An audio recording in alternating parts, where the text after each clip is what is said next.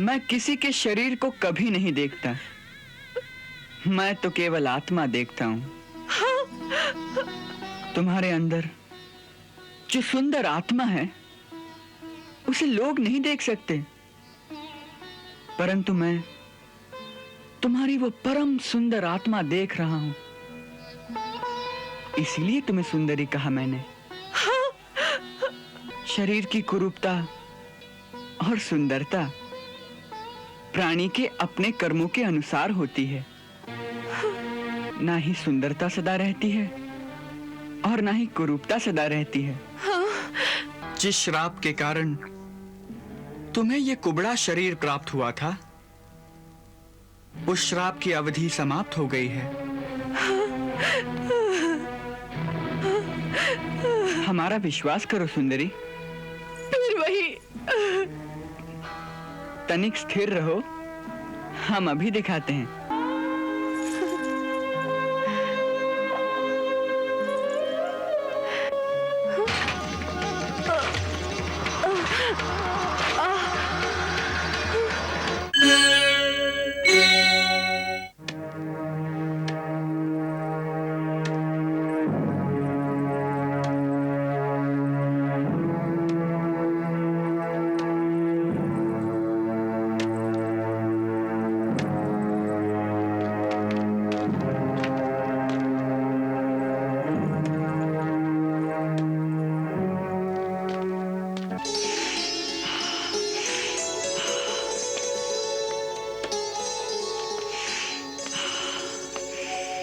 आहा, कैसी मधुर सुगंध आ रही है। दाऊ भैया, हाँ, ये सुगंध कहाँ से आ रही है? सुगंध? यहाँ तो सुगंध वाली कोई वस्तु दिखाई नहीं देती। हाँ, केवल वो एक कुबड़ी आ रही है।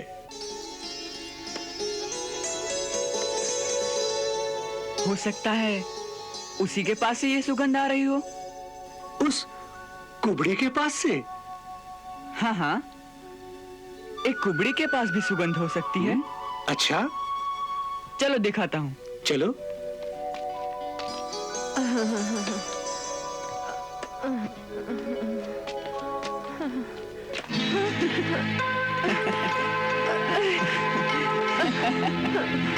हटो, हटो यहाँ से।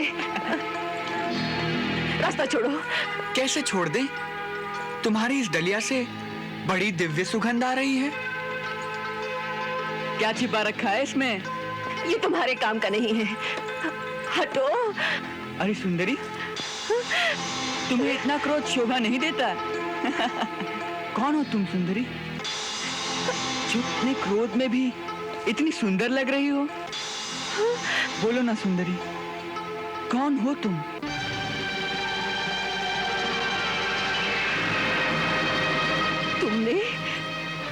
तुमने मुझे सुंदरी कहा? मुझे?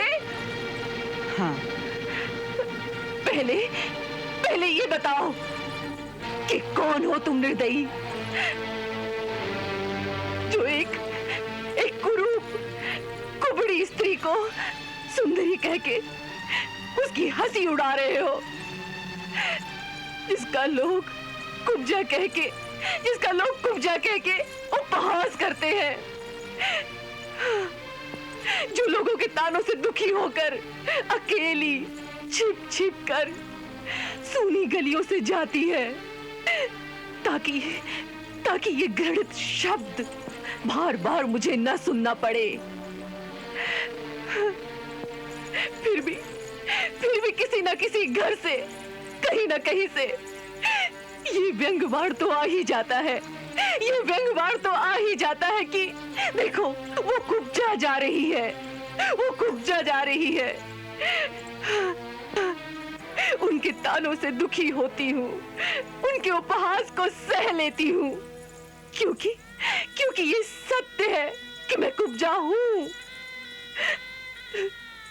परंतु ऐसा क्रूर उपहास किसी ने कभी मुझसे नहीं किया जो तुमने मुझे सुंदरी कह के किया है।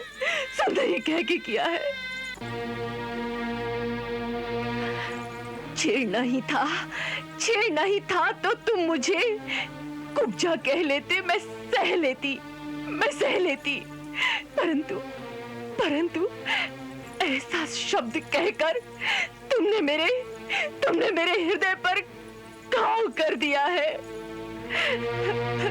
किसी दुखी दीन व्यक्ति का इस तरह उपहास नहीं करना चाहिए, जिससे कि उसका हृदय छलनी हो जाए,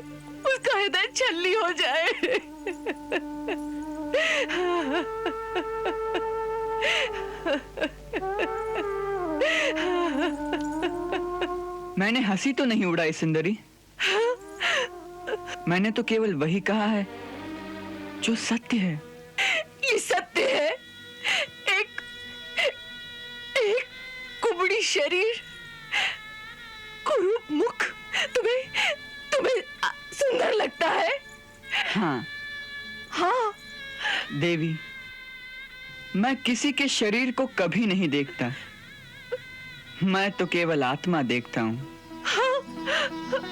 तुम्हारे अंदर जो सुंदर आत्मा है उसे लोग नहीं देख सकते, परंतु मैं तुम्हारी वो परम सुंदर आत्मा देख रहा हूं,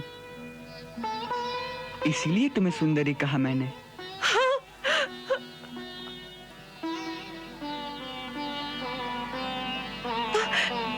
आत्मा की सुंदरता को किसने देखा है? शरीर तो कुरूप है ना, लोग तो उसी को देखते हैं। शरीर की कुरूपता और सुंदरता प्राणी के अपने कर्मों के अनुसार होती है, ये सदा नहीं रहती। ना ही सुंदरता सदा रहती है और ना ही कुरूपता सदा रहती है।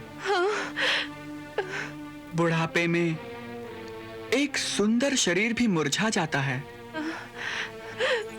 जब कर्मों का समय बदलता है और पुण्य कर्म उदय होते हैं, तब एक कुरूप शरीर भी कमल की भांति सुंदर लगने लगता है। मैं वही देख रहा हूं। तुम्हारी कुरूपता के अंत का समय आ गया है देवी। जिस श्राप के कारण तुम्हें यह कुबड़ा शरीर प्राप्त हुआ था, उस श्राप की अवधि समाप्त हो गई है। हमारा विश्वास करो सुंदरी। फिर वही। तनिक स्थिर रहो, हम अभी दिखाते हैं। अरे ये क्या कर रहे हो?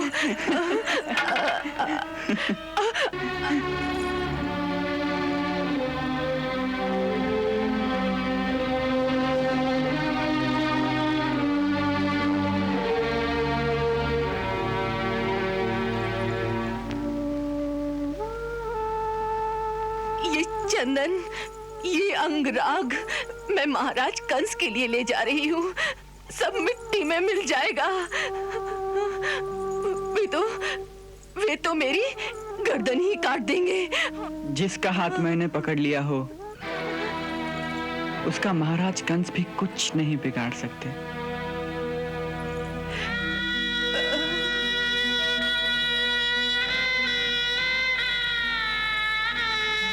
हमारा विश्वास करो सुंदरी।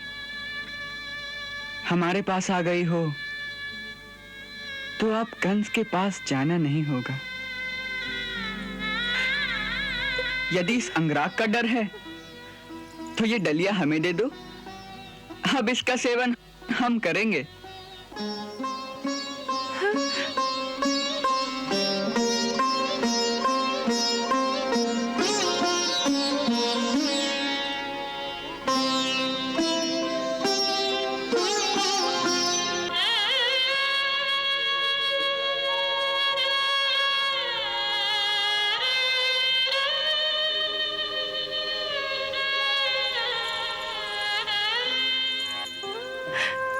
कौन हो तुम? कौन हो तुम? तुम्हें देखकर ऐसा लगता है जैसे जीवन भर ये अंगराग मैं तुम्हारे लिए ही बनाती रही हूँ। अंदर से ऐसा लगता है जैसे मैं कई जन्मों से तुम्हारी ही प्रतीक्षा करती रही हूँ। हाँ, यही सत्य है। कई जन्मों से तुमने हमसे कोई नाता जोड़ रखा है, तभी तो हम आए हैं।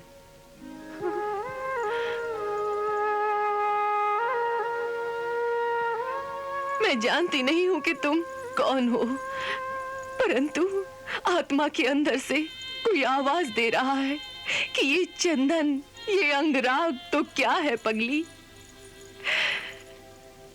अपना सर्वस्व इनके चरणों में समर्पण कर दे। यही तेरा सर्वस्व है, यही तेरा सर्वस्व है। ले लो प्रभु, ये सर्वस्व तुम्हारा ही है। नहीं नहीं नहीं नहीं, ऐसे नहीं दूंगी। जी चाहता है आज मैं अपने हाथ से तुम्हारे शरीर पर इस अंगराग का लेप करूं। जिस प्रकार आज तक मैं उस पापी के शरीर पर लेप करती आ रही हूं, उसी प्रकार आज तुम्हारे अंगों को इस अंगराग से सुवासित कर दूं। चलो प्रभु, चलो मेरी कुटिया पर, चलो प्रभु। इस दासी को एक सेवा का अवसर दो प्रभु।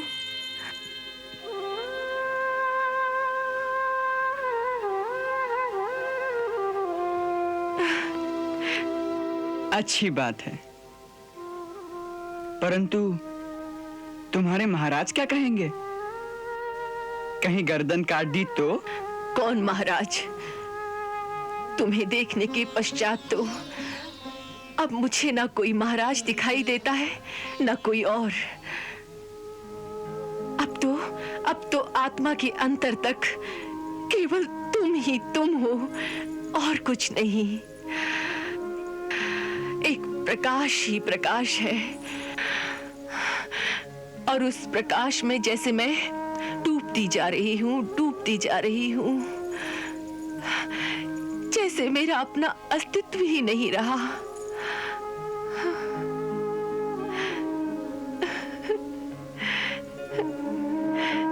प्रभु,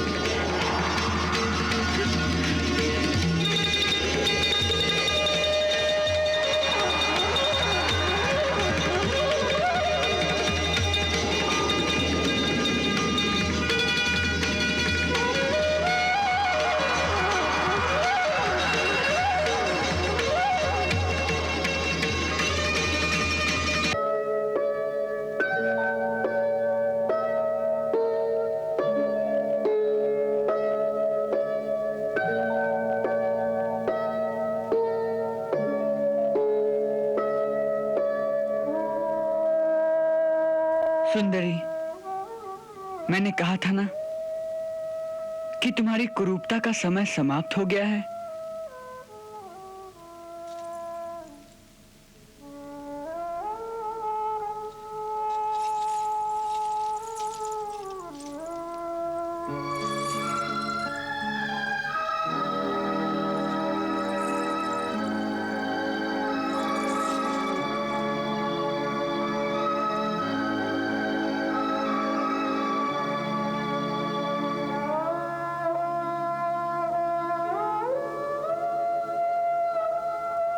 बोलो, क्या चाहिए? प्रभु, अब तुम्हारे सिवा मुझे क्या चाहना है? तुमने स्वयं ही तो मेरे मन में ये भावना जगाई थी कि तुम मेरी कुटिया में और मैं अपने हाथों से तुम्हारे अंग अंग को अपने अंगराग की कला से सुभाषित कर दूं। बस उसी संकल्प को पूरा कर दीजिए। मुझे और कुछ नहीं चाहिए, मुझे और कुछ नहीं चाहिए। हमें तुम्हारा यह संकल्प स्वीकार है, हम वचन देते हैं कि हम तुम्हें एक दिन इस सेवा का अवसर अवश्य प्रदान करेंगे। हम स्वयं तुम्हारी कुटिया में आएंगे। असल में तुम्हारे पिछले जन्म का ये ऋण है हम पर। जब राम अवतार के समय हम धरती पर आए थे तो तुमने हमारे लिए बड़ी तपस्या की थी। तुम्हारी वो तपस्या इस जन्म में अवश्य सफल होगी, परंतु आज नहीं।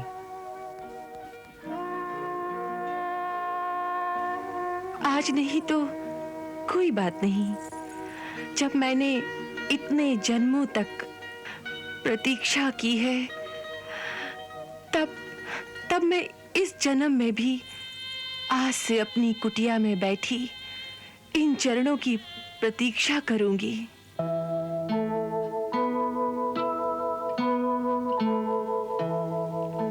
सिर धरि चरणन माहि, विनय विवश बोले वचन।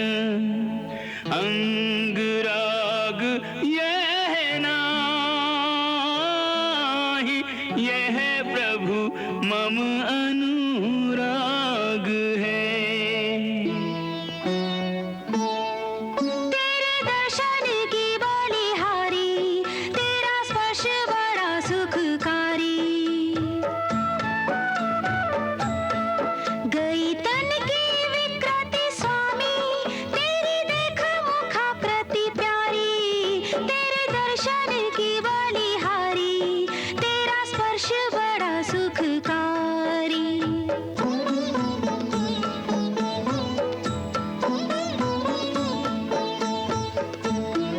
सदा प्रेम का मोल चुकावे, ऋण राखे न बनवारी।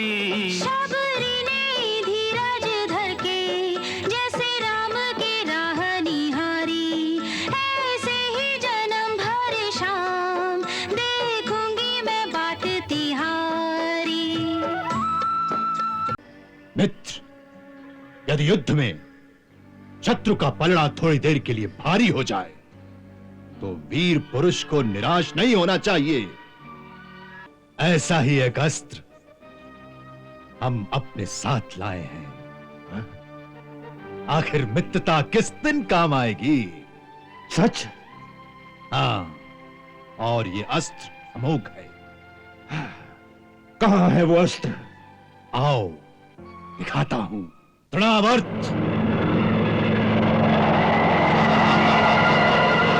क्या आज्ञा है स्वामी? तृणावर्त, अब गोकुल में जाकर हमारे मित्र का कार्य पूर्ण करके आओ। जो आज्ञा महाराज।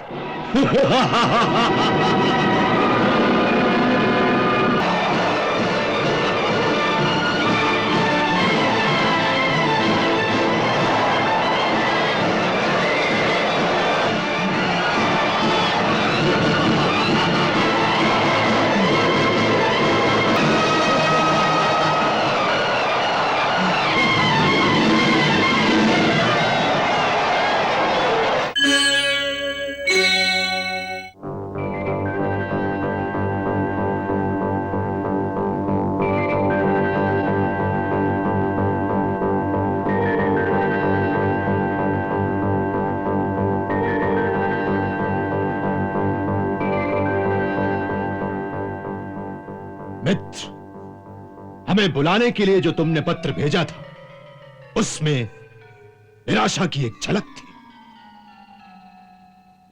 ऐसा लगता है कि आप हताश हो गए, थक गए। हाँ मित्र, परिस्थिति कुछ ऐसी ही है। हमें सारी परिस्थिति का पता लग चुका है। इस बारे में हमने आपके मंत्रियों और साथियों से विचार विमर्श भी किया है। परिस्थिति अवश्य गंभीर है, परंतु ऐसी किसी भी परिस्थिति में महाराज कंस जैसा प्रतापी वीर अगर निराश हो जाए तो उसके साथियों का मनोबल कैसे दृढ़ रहेगा?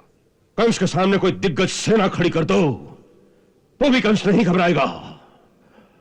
एक मतवाले हाथी की भांति उस सेना को रौंदता हुआ चला जाएगा। कंस इंद्र के हाथ से वज्र छीनने की हिम्मत रखता है मित्र,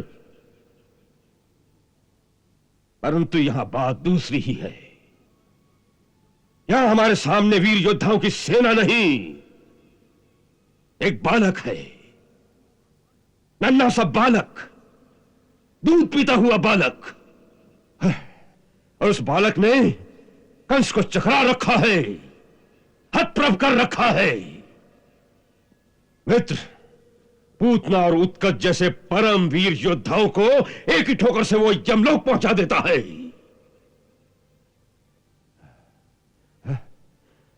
और ऊपर से और एक बात की परेशानी हमें है। देवकी का अष्टम पुत्र जो हमारा मारणहार है, वो कौन है? क्या ये वही है जो नंद का पुत्र बनकर हमारे साथ छल कर रहा है, या कोई और है? मित्र, ये मतिभ्रम करने वाली अवस्था है।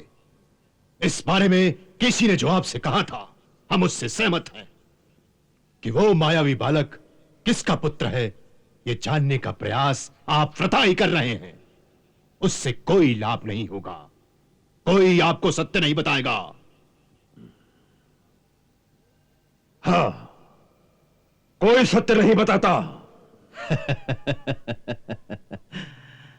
परंतु एक सत्य तो आपके सामने है। कौन सा सत्य? कृष्ण। कृष्ण? हाँ, वही मायावी बालक जिसने बार बार आपके साथियों का विनाश करके यह सिद्ध कर दिया कि वही आपका वास्तविक शत्रु है। फिर क्यों किसी काल्पनिक शत्रु की तलाश में इधर उधर भटक रहे हैं? अगर कोई ऐसा शत्रु है भी तो जब वो सामने आएगा तो उससे भी निपट लिया जाएगा। परंतु अभी जो सामने हमारे शत्रु है, उसके विनाश की योजना क्यों नहीं बनाते? पर उसके विनाश की कोई योजना भी तो सफल नहीं होती मित्र।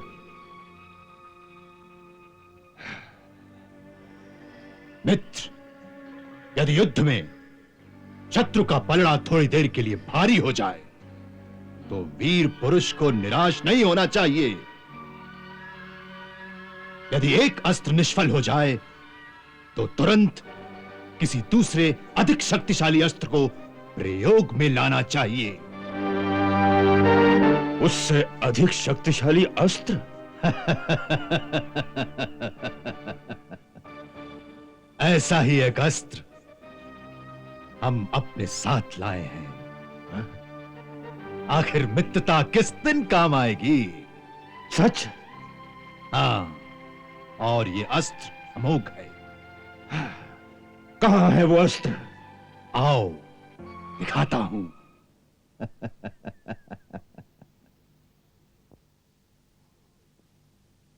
आओ मित्र।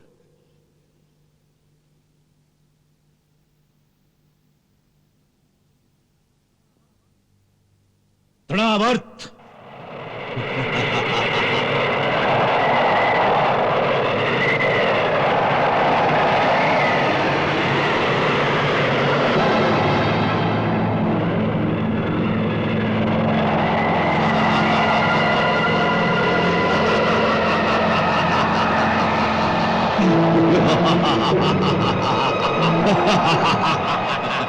क्या आज्ञा है स्वामी? तृणावर्त, तनिक हमारे मित्र को भी दिखाओ, तुम क्या कर सकते हो। जो आज्ञा स्वामी।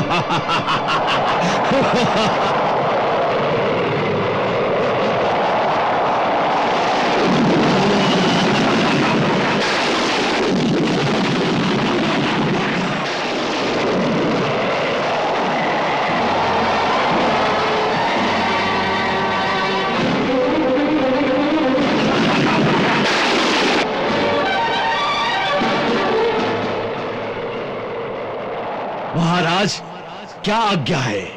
तृणावर्त, अब गोकुल में जाकर हमारे मित्र का कार्य पूर्ण करके आओ। जो आज्ञा महाराज।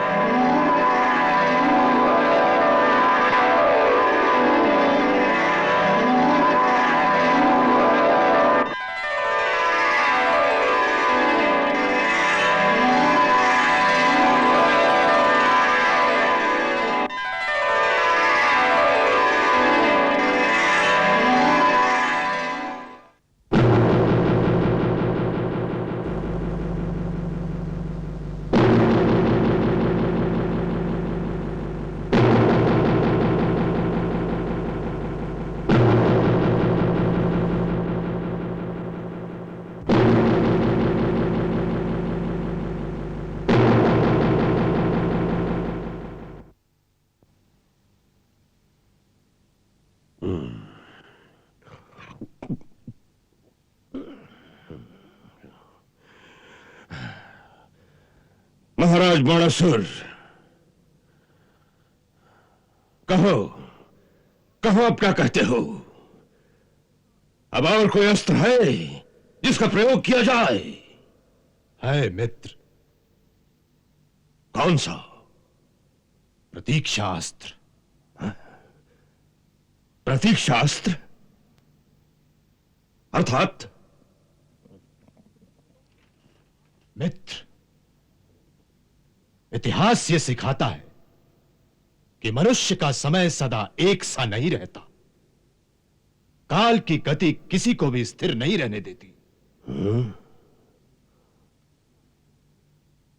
मनुष्य कितना भी वीर हो, उसमें तीनों लोगों को जीतने की क्षमता हो, तो भी वो समय से नहीं जीत सकता। नहीं जीत सकता।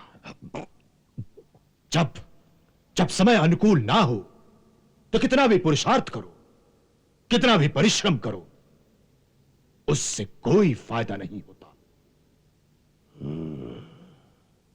ऐसे विपरीत समय में बुद्धिमानी यही कहती है मित्र कि मनुष्य को समय के सामने शीश झुकाकर शांत होकर बैठ जाना चाहिए। सबसे पहला काम तो यह करिए कि उस बालक को भूल जाइए।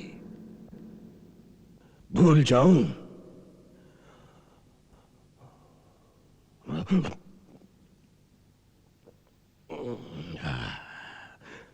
लो, भूल गया। फिर उसके बाद अपने राज्य के कामकाज में लग जाइए। वैसे राजाओं के पास तो इस तरह मनोरंजन के सैकड़ों साधन होते हैं, उसमें रत हो जाइए।